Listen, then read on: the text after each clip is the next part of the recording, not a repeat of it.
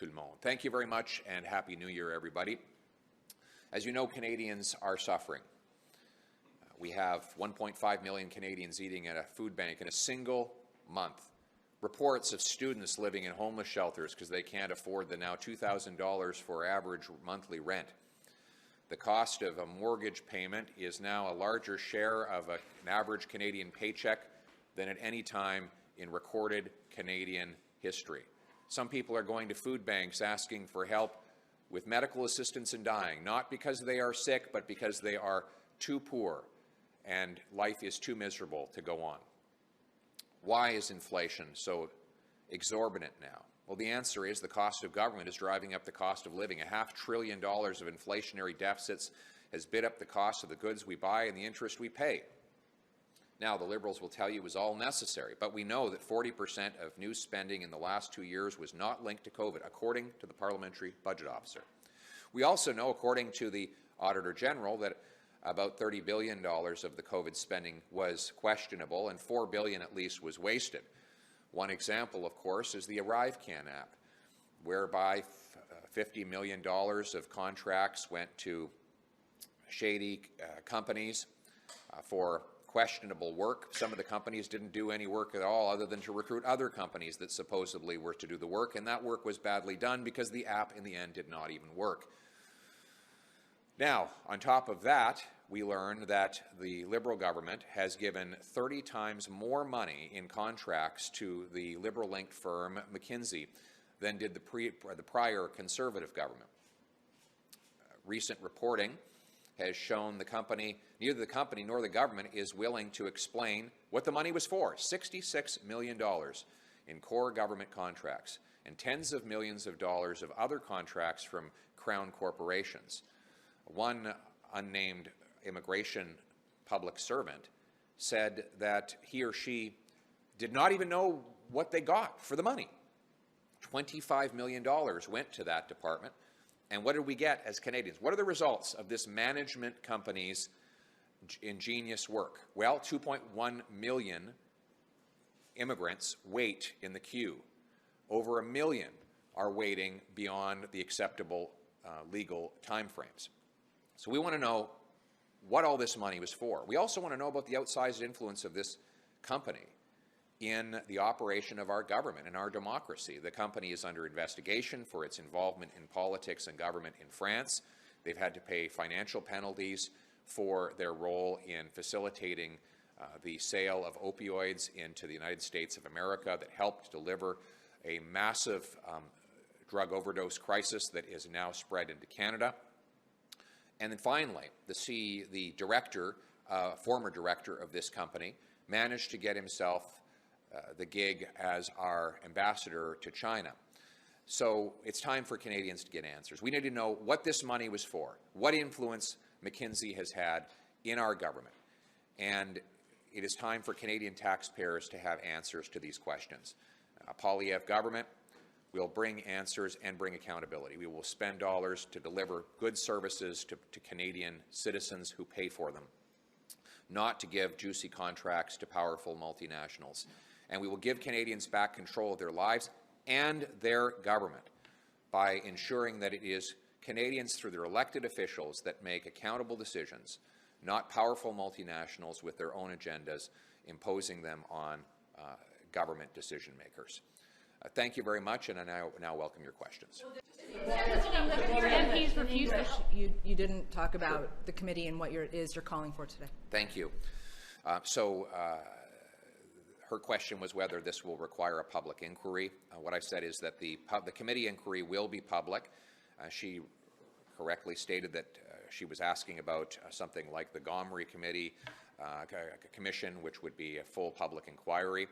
I have not called for that at this point, but what we will do is put forward a motion that will require the government give all written records related to McKinsey.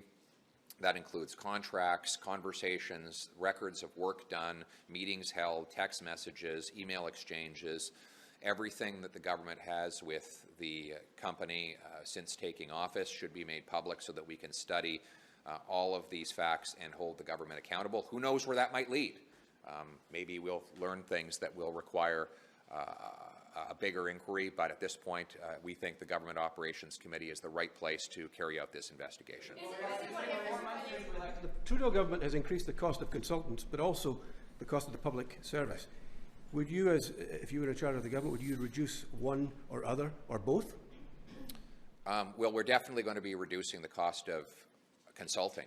We think that when you have qualified public servants to do the job, we shouldn't be contracting the same work out to high-priced consultants who charge much more.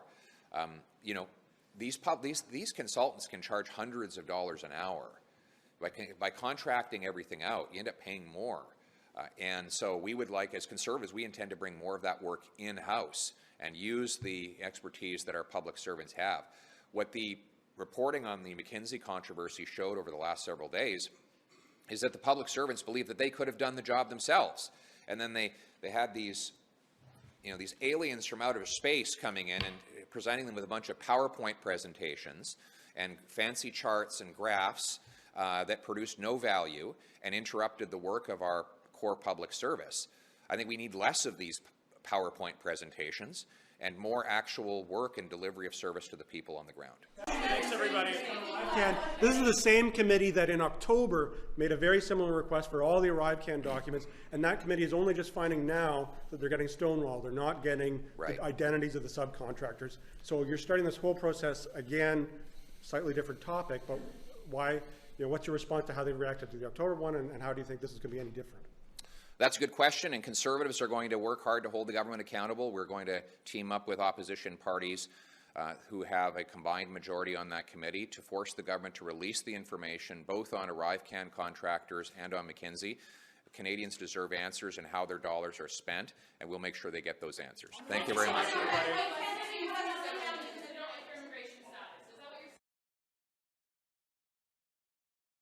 Do you think there's something nefarious going on here, or do you just want to know what this money is going for? Of course, I would say that I just want to know. We might have our suspicions, we might have discussions privately about what is this all about and this big thing and this book from the guys from the New York Times and all of that, but this is not our job. Our job is to make sure that we know as much as possible, and for each and every detail that we will not know, the population of both Quebec and Canada will have to ask questions to themselves. Why did we vote for this government? How could we get answer? How could things be done better? And basically what I say is that this government cannot be left alone. It has to be under scrutiny all the time because they have some really bad habits. This committee just made a very similar request in October, as Madame Vignola knows, for the ArriveCan documents. You asked for all of the documents related to ArriveCan, and you've just discovered a couple weeks ago that they're coming back highly redacted. You're not getting the identities of the subcontractors that you'd asked for. What does the opposition parties do? How do you respond when you make these requests and you get no responses? You know, if you suggest that I could change what the system is in order to make it better, I would be very happy to do so. It would start with independence of Quebec. But in the meantime, we have to live with the institutions as they are. This is a minority government which behaves like a majority government because it has some kind of a weird deal with another party. And because of that, they just don't answer questions. They do things discreetly. They subcontract some of the very basic functions and roles and obligations and responsibilities of the states to a huge private society who does not provide public services. It does provide profits to its shareholders. And this is a very important question. What are your concerns that McKinsey is encouraging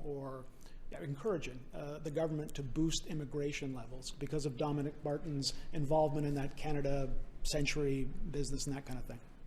McKinsey is not responsible of the fact that the government wants the number to go as high as 500,000 people a year by 2025. It's the government's responsibility. They make the choice.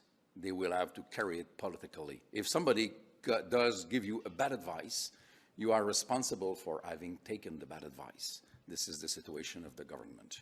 One more thing, the government of Quebec is also contracting with McKinsey. Are you concerned about that? government of Quebec has its own oppositions to answer to. Concerns about the government of Quebec working with McKinsey? I have a look. I speak about it with my friends.